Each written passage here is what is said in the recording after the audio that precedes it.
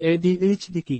ADHD, attention deficit hyperactivity disorder, হলো একটি স্নায়বিক সমস্যা। এতে একজন ব্যক্তি মনোযোগ ধরে রাখতে পারে না, অতিরিক্ত চঞ্চল হয় এবং না ভেবে হঠাৎ কাজ করে ফেলে। এটি সাধারণত শৈশব থেকে শুরু হয় এবং অনেক সময় বড় হয়েও থেকে যায়।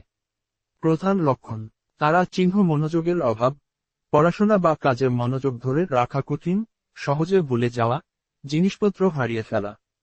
তারা চিহ্ন অতিরিক্ত চঞ্চলতা, স্থির হয়ে বসে থাকতে না পারা, অকারণে নড়াচড়া বা বেশি কথা বলা। তারা চিহ্ন তাড়াহুড়ো ও ধৈর্যহীনতা, না ভেবে সিদ্ধান্ত নেওয়া, অপেক্ষা করতে না পারা। কারণ: তারা চিহ্ন বংশগত, জেনেটিক প্রভাব। তারা চিহ্ন মস্তিষ্কের রাসায়নিক ভারসাম্যের ঘাটতি। তারা চিহ্ন জন্মের সময় বা পরে কিছু জটিলতা। চিকিৎসা ও সহায়তা: পশুর চিকিৎসকের পরামর্শ অনুযায়ী তারা চিহ্ন বিহেভিয়ার থেরাপি, আচরণ নিয়ন্ত্রণ ও ভালো অভ্যাস গড়ে তুলতে সাহায্য করে।